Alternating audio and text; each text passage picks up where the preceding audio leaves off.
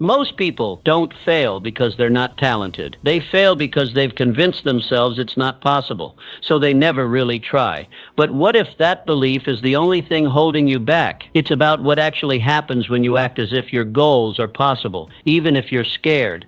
Because once you shift your mindset, everything else starts to move with it. One, believe as if the future already belongs to you. There is a force far more powerful than talent or education. It is belief, and until you possess it, all your potential sleeps like a lion in chains. Belief is not a wish. It is not hope. It is the inner knowing that what you desire is already yours. When you believe with unwavering certainty, when your heart and your mind align in agreement with your future, you tap into the hidden engine of creation. Belief doesn't simply change what you do, it transforms who you are. It elevates your identity until the impossible bows before your conviction. Understand this truth. Most people float through life with weak intentions. They wish things would change. They hope for a breakthrough, but they do not believe. The Apostle Paul said in Romans 4:17 that faith calls those things which are not as though they were. That's not poetry. That's a law of the mind. The person who acts as if it already is will always outperform the one who waits for proof. Your belief must come before the evidence. The evidence does not build the belief. The belief commands the evidence to appear. Take possession of your mind. Dominate it. Train it. You must become the guardian of your thoughts, refusing to entertain doubt, fear, or hesitation. These are lies, smoke, shadows that dissolve the moment you shine the spotlight of belief on them. The world will offer you reasons to stop, to wait, to shrink, but you must reject them all. You must say, I do not negotiate with my destiny. For what is real is not what others see, it is what you decide to be real. John D. Rockefeller understood this. Born into obscurity, surrounded by scarcity, he believed from the earliest days that he was destined to build empires. He did not wait for others to crown him successful. He carried that crown in his posture, his voice, his actions, even as a young man earning meager wages. He was not pretending. He was proving a reality already established in his spirit, and the world eventually caught up. So must you. Your belief is the seed. Your daily actions are the water. Your persistence is the sunlight. Together they create a harvest that others will call miraculous, though you knew it all along. This is not fantasy. It is principle. It is the same law that has governed every man or woman of significance who rose from nothing to greatness. Nurture your belief. Feed it daily. Speak to it. Visualize it. Act on it. Protect it from the weeds of cynicism and the thorns of delay. Because when your belief becomes strong enough, nothing can stand against it. No circumstance. No setback. Belief makes you unstoppable. And one day, when the world stares in wonder at what you've become, you will smile, not in surprise, but in recognition. For you knew it long before they did, because you believed. To rewire your mind to expect victory. You cannot achieve greatness while expecting failure. That is not merely a statement. It is a spiritual law. No individual can rise higher than the thoughts he allows to dominate his mind. If you secretly expect to lose, you will. If you prepare for defeat in your heart, no strategy can rescue you. The mind, once conditioned to fear, to doubt, to see obstacles instead of opportunity, will sabotage every chance at breakthrough. And this sabotage is not loud. It is subtle. It appears in hesitation, in procrastination, in excuses. You will call it wisdom or realism, but it is fear in disguise. But here is the liberating truth. Just as the mind was trained to doubt, it can be trained to expect victory. It is not fixed. It is fertile. It grows what you plant. Proverbs 23:7 declares, as a man thinketh in his heart, so is he. This is not poetry. This is law. Your mind is the factory of your fate. What you feed it will manifest as your experience. Feed it fear, you harvest failure. Feed it faith, and you will see possibilities stretch before you like a sunrise after a long night. So each morning, you must take possession of your mind before the world lays claim to it. Speak your vision aloud. Command your inner world before the outer world can impose its noise. See yourself already victorious, already walking through the doors you once thought were locked. Think in terms of abundance, not scarcity. Speak of potential, not limits. Expect good. Prepare for progress. Let no negative image Occupy the canvas of your imagination, because whatever holds your focus shapes your future. Challenges will come, that is a guarantee, but you must rewire your perception. Challenges are not stop signs, they are stepping stones. They are not proof that you should turn back, they are tests to qualify you for the next level. Remember James J. Bratt. During the Great Depression, he went from being a broken dock worker to the heavyweight boxing champion of the world. But long before his fist found triumph, his mind found hope. He trained himself to believe in the comeback. He envisioned himself rising when the world expected him to stay down. And because he believed, he fought differently. He endured more. He walked into the ring already crowned in spirit. The moment you believe the tide can turn, life begins to align itself with that expectation. Circumstances shift. People appear. Opportunities emerge. Not because they weren't there before, but because now your eyes are trained to see them. The current of life begins to flow in your favor when your belief becomes stronger than your fear. And that is not luck. That is cause and effect. You must become the architect of your inner world. Construct a vision so strong, so clear, that no temporary defeat can shake it. Discipline your thoughts. Monitor them like a watchman at the gate. Refuse to let mediocrity or comparison take root. Every day is a battle for belief, and every time you expect better, you rise higher. Train your mind to expect elevation, and elevation will find you. This is the secret of the achievers, the victors, the giants of history. They mastered their internal climate, even when the external weather screamed failure. They saw sunshine when the sky was gray. They acted rich when their pockets were empty. And because they believed differently, they lived differently. So I ask you, what do you expect? What do you see when you close your eyes? Do you see a future worth fighting for? Then begin to think like it, speak like it, walk like it. Refuse to entertain any version of reality that contradicts your vision, for your life will always follow the direction of your most dominant thoughts. Victory does not visit the doubter. It belongs to the one who expects it, plans for it, and refuses to settle until it is theirs. The current is waiting. Believe and watch it carry you to heights you once only dreamed of. 3. Act as if your goals are non-negotiable. The average man treats his goals like wishes. Fragile ideas easily broken by delay, discomfort, or distraction. He says, I want, but he does not mean I will. He waits for ideal conditions, for signs, for validation. But you must be different. If you are to rise, if you are to lead a life of power and legacy, then your goals must become law, non-negotiable, unbreakable, final. You must treat your objective not as a dream, but as a command you have issued to yourself and to the universe, a command that cannot return void. You are not here to beg the world for favor. You are here to declare your outcome and back it with unshakable conviction. Success is not given to the man who hopes. It is earned by the one who decides. Your mind must be made up so completely, so finally, that even if storms arise or obstacles stand tall, you walk forward without blinking. Your decision must burn within you like a divine fire, unquenchable, untamed, unstoppable. This is the energy of creation. In Exodus 14:15, God did not tell Moses to wait for the sea to part. He commanded him to go forward. It was only after Moses moved that the waters split. So it is with your life.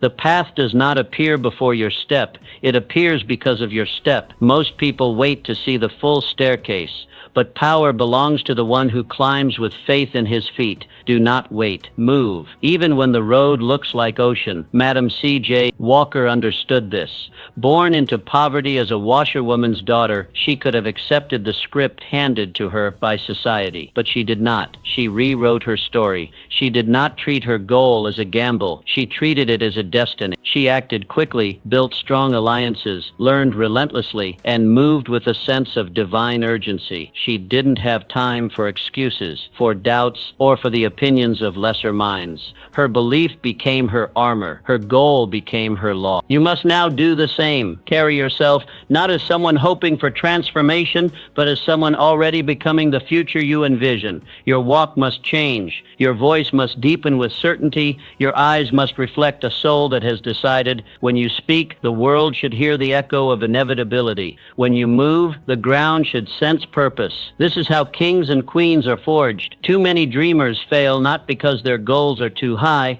but because their belief is too low. They negotiate with their goals. They allow feelings to interfere. But when a goal becomes a law, there are no off days. There are no back doors. There is only forward, only fire, only finish. Write your vision on the tablet of your heart. Burn it into your habits. Protect it with your time. Water it with action, and watch how doors open that logic cannot explain. Watch how people appear, how opportunities arise, how favor flows, not because you are lucky, but because the universe obeys those who believe enough to move. Make your goal a law. Let it become your identity. And once it does, no force on earth can stop its fulfillment. 4. Surround yourself with belief builders, not doubt dealers. No man, regardless of talent or potential, is strong enough to believe in himself while drowning in the voices of doubt. You may possess a vision so pure, so powerful, that it can ignite mountains, but if you place it in a toxic atmosphere, it will wither before it ever begins to burn. Your environment is not neutral. It is either lifting you or lowering you. It is either feeding your belief or bleeding it. That is why you must guard it as fiercely as a king guards his throne. You are the gatekeeper of your mind, and every word you hear, every opinion you entertain, every person you associate with enters your mental fortress either as a builder or a breaker. In 1 Corinthians 15:33, the scripture warns us plainly, bad company corrupts good character. This is not merely a moral warning, it is a strategic one. For just as wrong company can erode your belief, right company can multiply it. The words you absorb today will echo as actions tomorrow. Your belief does not exist in a vacuum. It is shaped by the conversations you have, the energy you absorb, the standards of those around you. This is why you must deliberately choose your tribe. Surround yourself with visionaries. People who speak to your purpose, not your past. People who fan your flame, not smother it. If those in your proximity do not challenge your doubts and call out your greatness, they are not allies. They are liabilities. Booker T. Washington, born into slavery and limitation, rose to become a national leader in education and upliftment. How? Not by wishful thinking, not by raw talent alone. He surrounded himself with mentors, educators, and allies who reflected back to him the future he envisioned. His success was not a solo journey, it was a strategic environment. He built a circle that demanded growth, that reinforced belief, and that gave him no room to shrink. You must do the same. Audit your environment ruthlessly. If someone consistently plants seeds of fear, doubt, or limitation in your soil, they are poisoning your garden. Remove them with love, but with finality. Then replace them with those who speak in the language of elevation. Find those who think bigger, who act boldly, who see the unseen with faith and move like destiny is their birthright.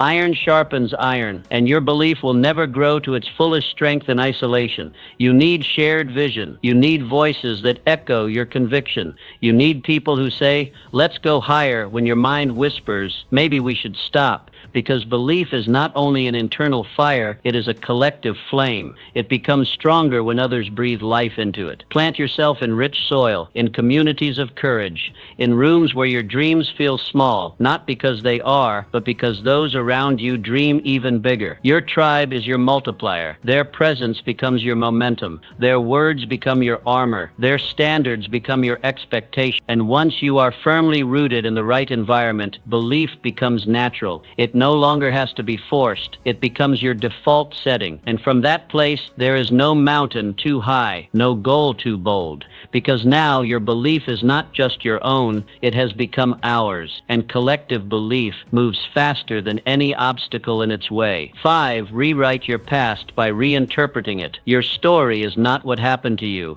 It is how you tell what happened to you. Every event, every heartbreak, every closed door is not your identity. It is raw material, and like any raw material, its power lies not in what it is, but in what you make of it. Most people wear their pain like a prison sentence. They rehearse it, replay it, relive it, until it defines them. But champions, builders, and visionaries do something different. They take their wounds and forge them into wisdom. They stop asking, why me, and begin asking, what now? You must understand this truth. Your past is not a verdict. It is a classroom. Every failure you endured, every betrayal you survived, arrived. Every delay you hated was not there to destroy you, it was there to develop you. In Genesis 50:20, Joseph tells the very brothers who sold him into slavery, "You meant evil against me, but God meant it for good." That is not denial, that is dominion. It is the power to reinterpret your scars, to pull gold from the ashes. Pain is not the enemy, it is the sculptor of your purpose. Stop rehearsing your pain. Start harvesting the purpose that was hidden in it.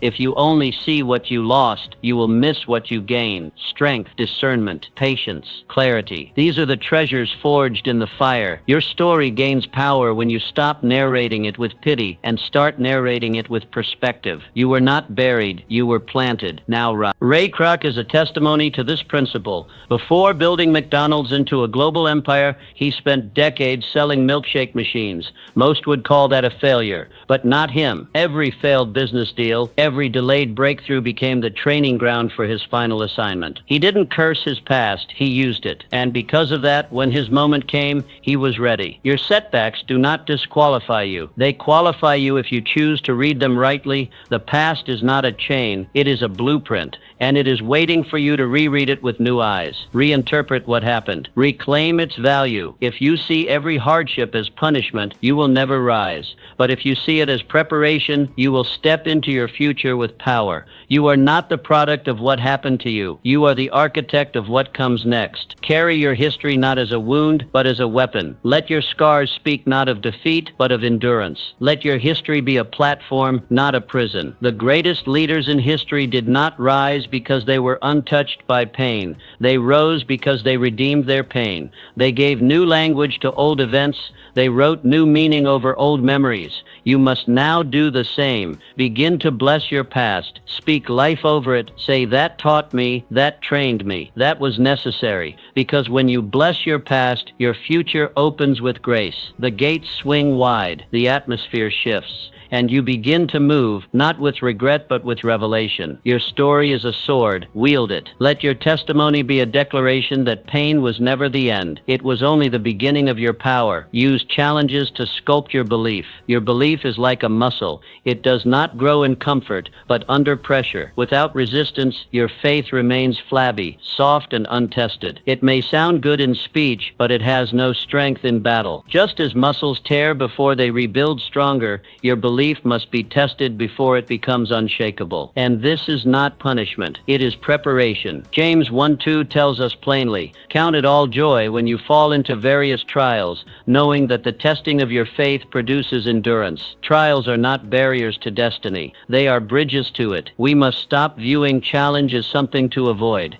It is the gymnasium of the soul. Every hardship, every delay, every disappointment is a weight that, when lifted, builds inner might. Challenge is your sculptor. Let it carve away your doubts. Let it chisel your excuses. Let it define your edges and reveal your essence. The very pressure you resist is the pressure designed to reveal your power. When the world pushes you back, push harder. When your plans collapse, build smarter. The test of belief is not in how loudly you declare it when things are easy, but in how firmly you stand when everything shakes. Faith that only functions in fair weather is not faith. It is fantasy. But belief that stands its ground in the storm becomes invincible. George Washington Carver, born into slavery, orphaned, and denied access to most opportunities, he had every reason to fold, but he did not fold. He focused. He studied the peanut, a simple, overlooked crop, and extracted over 300 inventions from it. Paints, oils, plastics, medicines. Where others saw limitation, he saw innovation. He turned resistance into revelation. His adversity became his advantage. That is how you must begin to view every setback. Not as evidence of failure, but as opportunity in disguise. When pressure comes, let it press you into purpose. When delays appear, let them deepen your discipline. When opposition rises, let it refine your strategy. Each trial becomes your trainer. Each hardship becomes your hammer. And you become forged like steel. Your belief does not become unstoppable because it avoids fire. It becomes unstoppable because it walks through fire and emerges forged. The ones who achieve greatness are not those with easy paths, but those who learned how to turn pressure into progress. They don't just survive survive, they transform. So the next time you face a wall, don't retreat. Let that obstacle become your exercise. Let resistance become your routine. You are not losing time when you face difficulty. You are building the very traits required for your destiny. Every great structure requires deep foundations, and foundations are built through force. Let every trial remind you of who you are becoming. Let every hardship remind you that belief is not passive. It is active. It is gritty. It is determined. You are not meant to be crushed by life. You are meant to conquer it, but only if you embrace the pressure that molds you. Let every setback become your setup for comeback. Let every valley become your proving ground. And when it is over, let the world see a version of you that could only have been built in the fire, because belief, when tested, becomes truth, and truth, once embodied, becomes power. Practice speaking with the tongue of belief. Your words are not just sounds that pass into the air. They are seeds that shape your reality. Every sentence you speak carries creative power. You are either watering your belief or poisoning it. Every time you open your mouth, you are building the house you will one day live in. This is not exaggeration, it is law. Proverbs 18:21 declares,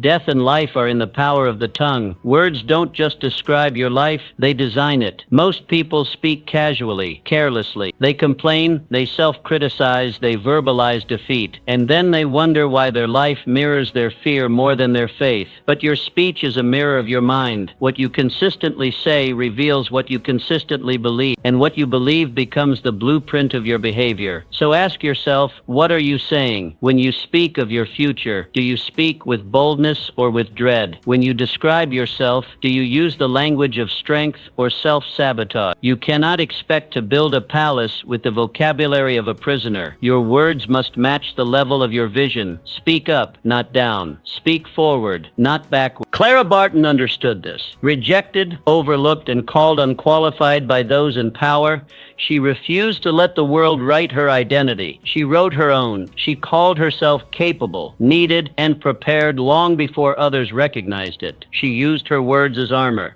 as a weapon, as a foundation, and eventually the world caught up to the reality she had already declared. You must do the same. Begin to speak life into your vision. Say aloud, "I am chosen. I am prepared. I am rising." Let these words become your rhythm, your daily declaration. Let them echo in the chambers of your mind until your actions align with your speech, because words do not return empty. They create what they were sent to build. Speak with precision. Speak with purpose. Don't speak based on how things look. Speak based on how you are determined they will be. Say what you want until you see what you say. This is not delusion. It is discipline. It is the ancient art of calling things forth with faith. Just as Romans 4:17 says, "God who gives life to the dead and calls those things which do not exist as though they did." This is how belief is reinforced, not just by silent thoughts, but by spoken truth. When you say, "I am capable," you are not lying. You are training. When you say, "I am qualified," you are not pretending. You are aligning. Words shape identity, and identity shapes destiny. Reject the language of limitation. Cut off the vocabulary of defeat. Remove phrases like, "I can't," "I never," "I'm not good at." Replace them with, "I am learning," "I am becoming," "I am made for this." Speak as though the heavens are listening, because they are. Speak as though your words matter, because they do. You are not powerless. You are not waiting on the world to give you permission. Your tongue is the pen of your prophecy. What you declare consistently becomes what you experience eventually. So, let today mark a shift, from casual speech to creative command, from small talk to spiritual strategy, from reaction to declaration. Because once your words rise, your world cannot stay the same. Speak life, speak strength, speak victory, and keep speaking it until what you say becomes what you see. Set your vision in stone, but your path in sand. There is a difference between the goal and the method. The goal is your North Star. It must be fixed, clear, and unshakable. But the method, the path you take to reach it, must be as flexible as water. Too many people confuse the two. When one plan fails, they abandon the dream. When one door closes, they assume the vision was wrong. But destiny is not a straight line. It is a winding road, and your ability to adapt determines how far you travel. The Israelites had a promised land. That destination was never in question, but the journey, it was filled filled with deserts, delays, battles and turns they never expected. They wandered, they adjusted, they grew, and yet the promise never changed. The lesson is this: your method may need to change 100 times, but your goal should remain untouched. If one route closes, find another. If one door locks, knock on the next. If the map tears, draw a new one, but never lose sight of the treasure. Andrew Carnegie is a living testimony to this principle. He did not begin as a titan of industry. He began as a bobbin boy, earning a few dollars a week in a cotton factory, but he didn't let that starting point define his ending. He climbed, he pivoted, he educated himself. He formed strategic alliances. When one opportunity dried up, he found another. He did not treat blocked paths as dead ends. He saw them as invitations to invent a new route. His goal was greatness. His method, constantly evolving. You too must learn to bend without breaking. A tree that refuses to sway in the storm will snap, but a tree that leans with the wind remains rooted. So it is with your purpose. Rigidity in vision is strength. Rigidity in process is folly. The world is constantly shifting. You must shift with it. What worked yesterday may not work today. What was once a strength may now be obsolete. Wisdom is the ability to discern the difference. Never confuse a detour with a dead end. Just because life takes you in a circle doesn't mean you're lost. Sometimes the long way becomes the right way. What matters is not how straight your path is, but how steady your spirit remains. Keep your eye on the mountaintop, even if the trail disappears beneath your feet. Vision will carry you when visibility is gone. Build your plans with determination, but walk with humility. Be prepared to abandon methods, not missions. Be quick to shift tactics, not targets. And above all, be rooted in the why, even as you modify the how. This is the strategy of champions. Clarity of purpose, flexibility of approach. Flexibility is not weakness. It is wisdom with vision. It is strength that knows how to move. The most dangerous thing you can do is cling to a broken plan out of pride. Adjust, rethink, rebuild, not because your goal has failed, but because you are wise enough to evolve with the terrain. So as you pursue your purpose, remember this: the method is the servant, not the master. Let your dream stand like a mountain. Let your method flow like a river. And no matter how often the path twists, never question the destination. Stay fixed in your goal. Stay fluid in your method, and you will arrive stronger, wiser, and exactly where you were always meant to be. 9. Take full ownership of your power to choose. Everything in your life begins with a decision, not a condition, a decision. Far too many wait for the perfect time, the right mood, or the ideal circumstances to act. But life does not reward hesitation. It rewards clarity. It rewards boldness. Deuteronomy 30:19 issues a divine command. I have set before you life and death,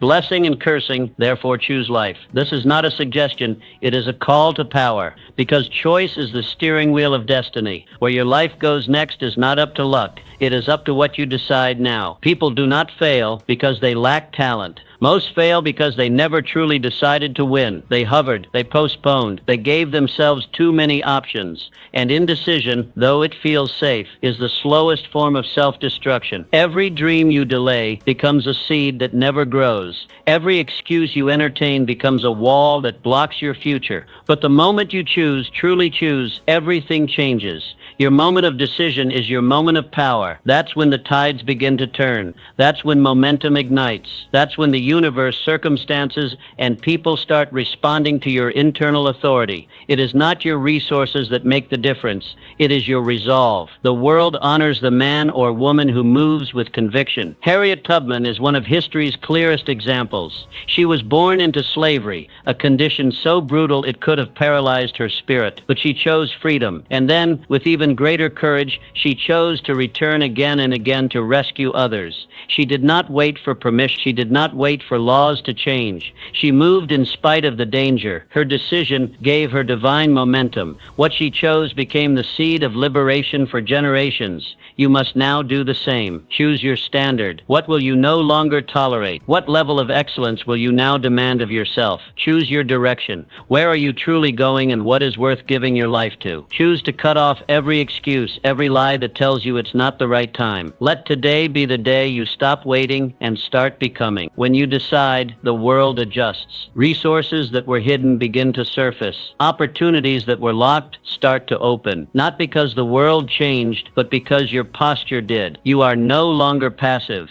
You are no longer rehearsing what could go wrong. You are acting from a place of certainty, and that certainty carries weight. Understand this. Indecision is the thief of destiny. It steals your momentum. It erodes your confidence. It keeps you walking in circles when you were called to take territory. But decision creates alignment, and alignment creates acceleration. The moment you choose with finality, your energy, habits, relationships, and environment begin to reconfigure around your new direction. Make the choice today, not tomorrow, not when things feel perfect. Now, decide who you are. Decide what you stand for. Decide what you are building, and then act like it. Speak like it. Walk like it. The greatest lives are not born from chance. They are carved from decision. Greatness begins the moment you say, no more waiting. I choose now. That single act of decision holds more power than a lifetime of wishful thinking. Because once you decide, the rest of your life begins to follow suit. So choose. Choose with courage. Choose with fire. Choose life. And never look back. 10. Believe that you are meant to rise. You were not born to crawl. You were born to rise. Within you is more than breath and bones. There is a divine assignment, a call that echoes through every season of your life, waiting for you to answer it. Jeremiah 29:11 proclaims, "For I know the plans I have for you, plans to prosper you and not to harm you, plans to give you hope and a future." These are not casual words. They are heaven's declaration over your life. You are not a mistake. You are not a product of random events. You are a vessel of purpose, designed with intention